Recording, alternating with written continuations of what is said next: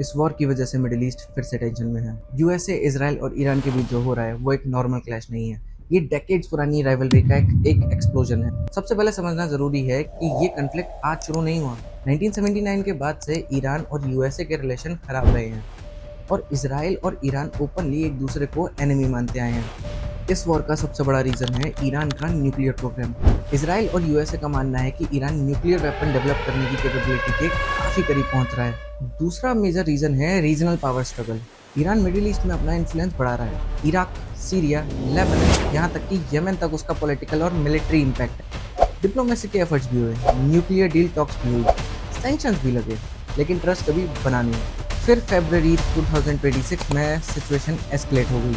US और Israel ने Iran के मिलिट्री और न्यूक्लियर रिलेटेड टारगेट्स पर डायरेक्ट स्ट्राइक लॉन्च की। इसके बाद ईरान ने रिटेलिएशन में बैलिस्टिक मिसाइल्स और ड्रोन फायर किए। इजराइल और गल्फ रीजन में यूएस के बेसिस को टारगेट करते हुए एयर रेड सायरन बजने लगे, फ्लाइट्स कैंसिल होने लगी और पूरे रीजन हाई अलर्ट पर चला गया। कुछ गल्फ कंट्रीज भी इनडायरेक्ट इम्पैक्ट हुई क्योंकि वहाँ पे यूएस के मिलिट्री बेसिस थे। ये सिर्फ 3 कंट्रीज की फाइट नहीं है और इस फाइट के बीच ईरान के सुप्रीम कमांडर की एक एयर स्ट्राइक में डेथ हो जाती है। ये सिर्फ 3 कंट्रीज की फाइट नहीं है, ये nuclear tension, regional dominance, security concerns और ग्लोबल जियोपॉलिटिक्स का कॉम्प्लेक्स गेम है।